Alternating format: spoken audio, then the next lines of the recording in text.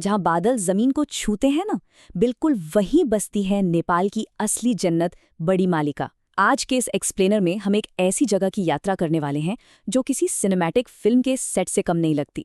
जरा सोचिए, बादलों के ठीक ऊपर उड़ते हुए, जहां सूर्योदय की सुनहरी किरणें हरे भरे पहाड़ों और एक बेहद प्राचीन मंदिर पर पड़ रही हों। रास्ते में लाल कपड़े पहने यात्री घंटियां बजाते हुए आगे बढ़ रहे हैं, हवा में प्रेयर फ्लैग्स लहरा रहे हैं और पहाड़ की चोटी पर पहुंचकर ऐसा लगता है जैसे पूरी दुनिया कदमों में हो। ये कोई आम जगह नहीं है, ये एक ऐसा अनुभव है जो सीधा आपकी रूह में उतर जाता है। तो चलिए, नेपाल के सुदूर पश्चिम में छिपे इस स्वर्ग को जरा करीब से समझते हैं। बड़ी मालिका सिर्फ एक ट्रैकिंग का रास्ता बिल्कुल नहीं है, इसे आप आत्मा की यात्रा कह सकते हैं। जैसा कि कहा जाता है, जहां बादल जमीन को छूते हैं वहीं बसती है नेपाल की असली जन्नत। इमेजिन कीजिए, पारंपरिक नेपाली कपड़ों में एक यात्री पहाड़ के किनारे खड़ा है, हवा से दुपट्टा उड़ रहा है और अचानक से बादलों का समंदर खुलता है और सामने नजर आती है विशाल बड़ी मालिका। ये वो पल है जहां इंसान खुद को इस विशाल प्रकृति के सामने बेहद छोटा लेकिन उसी का एक अहम हिस्सा महसूस करता है। आज हम सिर्फ रास्ते को नहीं समझेंगे, बल्कि उस एहसास को भी महसूस करेंगे जो हर साल हजारों लोगों को यहाँ खींच लाता है। आइए अब इस जगह से जुड़े सबसे गहरे रहस्य और शक्तिपीठ की पौराणिक कथाओं पर नजर डालते हैं। ये जगह पौराणिक काल के गहरे शोक और अमर प्रेम की कहानी बयां करती है। हिंदू मान्यताओं के अनुसार जब भगवान शिव सती देवी के वियोग में उनके शरीर को लेकर पूरे ब्रह्मांड में भटक रहे थे, तब उनका बायां कंधा इसी मल्लागिरी पर्वत पर गिरा था और इसी प्रचंड शोक ने 4220 मीटर की ऊंचाई पर बसे एक बेहद पवित्र शक्तिपीठ को जन्म दिया। ये कोई मामूली पत्थरों का ढांचा नहीं है, ये सदियों की अटूट आस्था का प्रतीक है। अब बात करते हैं उस मैजिक की जो अगस्त के महीने में यहाँ देखने को मिलता है, यानी जनि पूर्णिमा का उत्सव। मॉनसून की भारी बारिश और खतरनाक रास्तों की परवाह किए बिना हजारों तीर्थयात्री त्रिवेणी धाम पहुंचते हैं। सोचिए, लोग त्रिवेणी धाम के बर्फीले पानी में पवित्र स्नान करते हैं। यहाँ धामी झाकरी, जो कि पारंपरिक हिमालयी शमन होते हैं, उनका ट्रांस नृत्य देखने को मिलता है। पूर्णिमा की उस रात में एक अलग ही लेवल की आध्यात्मिक ऊर्जा होती है। लोग आध्यात्मिक पुनर्जन्म के प्रतीक पवित्र धागे यानी जनेऊ का आदान प्रदान करते हैं और पूरी घाटी देवड़ा और भुवो जैसे प्राचीन नृत्यों की गूंज से जीवंत होती है। इस आध्यात्मिक ऊर्जा का सीधा कनेक्शन यहाँ के कल्चर और संगीत से भी है। चलिए समझते हैं नेपाली संगीत और माया के इस खूबसूरत रिश्ते को। नेपाली समाज में माया का कॉन्सेप्ट बहुत ही दिलचस्प है। इसका मतलब ऊंची आवाज में प्यार जताना या किसी पर अधिकार जताना बिल्कुल नहीं है, बल्कि ये खामोशी से निभाया जाने वाला एक बहुत गहरा और स्थायी रिश्ता है। यहाँ के लोग बिल्कुल इन पहाड़ों की तरह ही शांत और लचीले होते हैं। भावनाएं शोर नहीं मचाती, बल्कि उनके कामों और उनके खामोश जुड़ाव में झलकती हैं। दूरियों और विदाई के दर्द को भी यहाँ बिना किसी शोर शराबे के एक खामोश ताकत के साथ सहा जाता है। और कमाल की बात यह है कि ये अनकहा जुड़ाव यहाँ के संगीत में भी साफ झलकता है। अगर हम बांसुरी की बात करें तो ये सिर्फ एक कोमल सांस से बचती है और बिना कोई शोर किए पहाड़ों की धुंध में पूरी तरह से पिघल जाती है।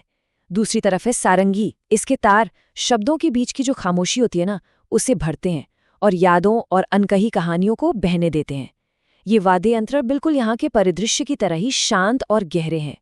तो सवाल उठता है कि इस जादुई दुनिया का अनुभव करने के लिए सबसे सही समय कौन सा है? आइए यात्रा और मौसम के बारे में बात करते हैं।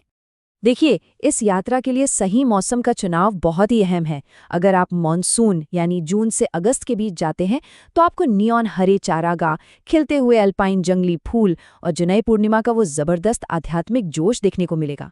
लेकिन वहीं अगर आप सितंबर से नवंबर के शरद ऋतु में जाते हैं तो आपको एकदम स्पष्ट और सूखे रास्ते, सुनहरी घास और अपूरी और सैपाल पर्वत श्रृंखलाओं के शानदार 360 डिग्री नज़ारे देखने को मिलेंगे। दोनों ही मौसम अपनी अपनी जगह एकदम परफेक्शन पेश करते हैं। लेकिन हाँ, एक बात बिल्कुल क्लियर कर दें, ये जो 15 दिन की यात्रा है ना, ये कोई साधारण वीकेंड गेटअवे नहीं है।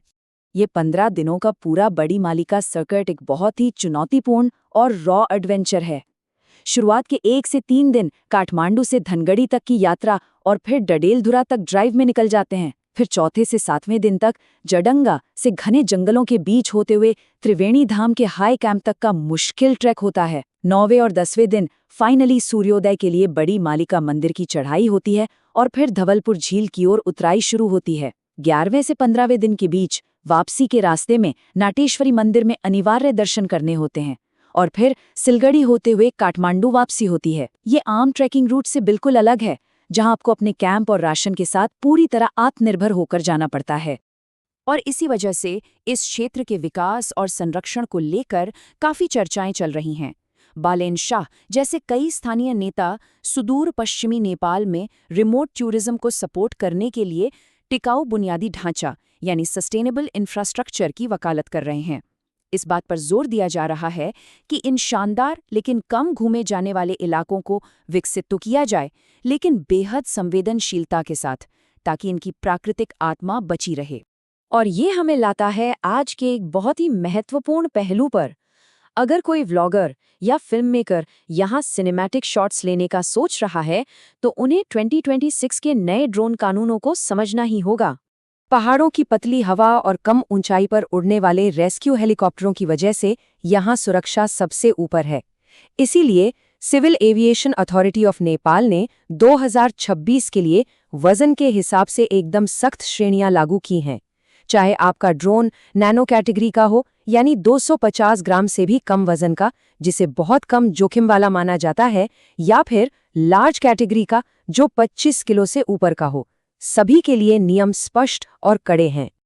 और हाँ, विदेशी फिल्म मेकर्स के लिए परमिट लेने की प्रक्रिया किसी चुनौती से कम नहीं है। ये 3 कड़े चरणों से होकर गुजरती है। सबसे पहले आपको CAAN से यूनिक आइडेंटिफिकेशन नंबर यानी UIN के लिए रजिस्टर करना होगा। उसके बाद पर्यटन विभाग और गृह मंत्रालय से नो ऑब्जेक्शन लेटर लेना होता है। और इतना ही नहीं, स्थानीय अधिकारियों और राष्ट्रीय उद्यान विभाग से भी विशेष परमिट हासिल करने होते हैं।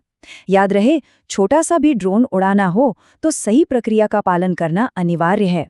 परमिट के अलावा कुछ सख्त नो फ्लाई जोन भी हैं, जहां ड्रोन उड़ाने की बिल्कुल मनाही है, जैसे किसी भी हवाई अड्डा या हेलीपैड के 5 किलोमीटर के दायरे में, या फिर यूनेस्को विश्व धरोहर स्थलों के ठीक ऊपर, ताकि उनकी सांस्कृतिक पवित्रता बनी रहे।